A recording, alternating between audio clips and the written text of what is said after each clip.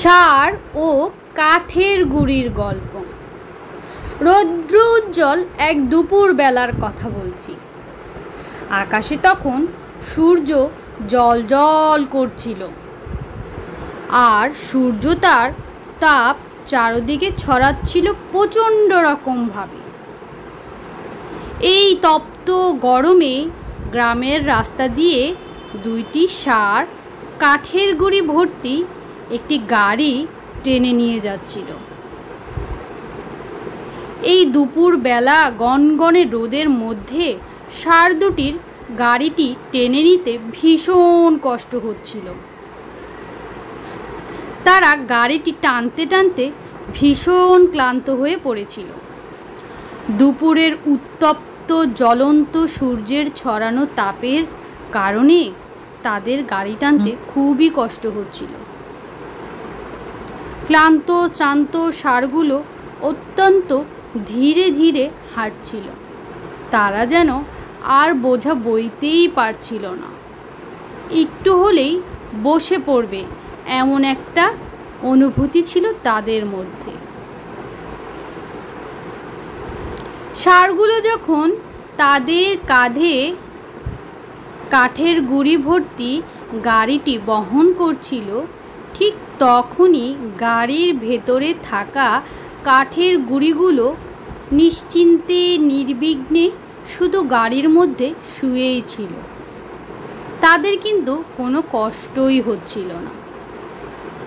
কিন্তু তারপরও সারাটা পথই কাঠের গুঁড়োগুলো শুধু উহ আহ শব্দ করে যাচ্ছিল, আর হাও মাও চিৎকার চেঁচামেচি করছিল। এক সময় কাঠের গুঁড়িগুলো ষাঁড় দুটির উদ্দেশ্য করে বলল, ওহে ষাঁড় ভাইরা, কি করছোটা কি? একটু ধীরে চলতে পারো তো? রাস্তাটা একটু দেখে শুনে ভালোভাবে চলো না। তোমাদের উল্টো পাল্টা চলার কারণে আমরা তো একজন আরেকজনের সাথে ধাক্কা খাচ্ছি, ঘষাঘষি খাচ্ছি, তাতে তো ব্যথা পাচ্ছি।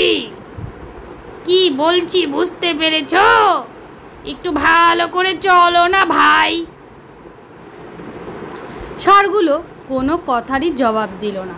না দিয়ে তারা তাদের মতোই চলতে লাগলো, কারণ জবাব দেবার মতো তাদের তখন শক্তি ছিল না। তারা এতটাই ক্লান্ত ছিল। একে তো গরমের তপ্ততা, তার ওপরে এত ভারী ভারী কাঠের গুঁড়িগুলো তাদের কাঁধের উপর বহন করতে হচ্ছে। ভীষণ কষ্ট হচ্ছিল ষাঁড় দুটি। কিন্তু ওইদিকে অকৃতজ্ঞ কাঠের গুঁড়িগুলোর কোনোই ভ্রুক্ষেপ ছিল না। তারা তো পথ চলতে চলতেই শুধু উফ আহ করেই যাচ্ছিল, হাউ মাউ চিৎকার চেঁচামেচি করেই যাচ্ছিল। একটা সময় ষাঁড় দুটো যেন অতিষ্ঠ হয়ে গেল।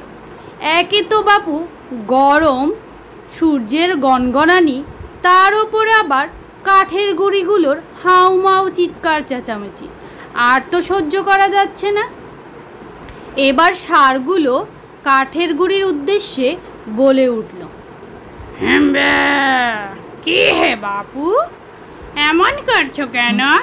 হ্যাঁ, তোমরা কি দেখতে পাচ্ছ না আকাশের ওই গনগনে সূর্যটা?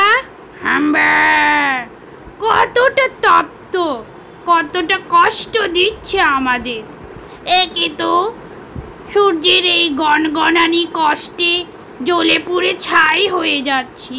হ্যাঁ, তার ওপর তোমাদের মতো ভারী ভারী কাঠের গুঁড়ি কাঁধের ওপর বহন করছি, তাতেও কিছু বলছি না। তোমরা বাপু এত হাউমাউ করছো কেন গো? তোমরা কি বুঝতে পারছো না আমাদের কি কষ্ট হচ্ছে? হ্যাঁ। এরপর কাঠের গুঁড়িগুলো বুঝতে পারলো, আসলেই তো ঠিক, আমরা তো শুধুমাত্র গাড়ির মধ্যে শুয়ে শুয়েই পথটা চলে যাচ্ছি, কিন্তু ষাঁড় দুটো তো আমাদের বহন করছে। তারপর তারা আর হাউমাউ কাউ কাউ করলো না।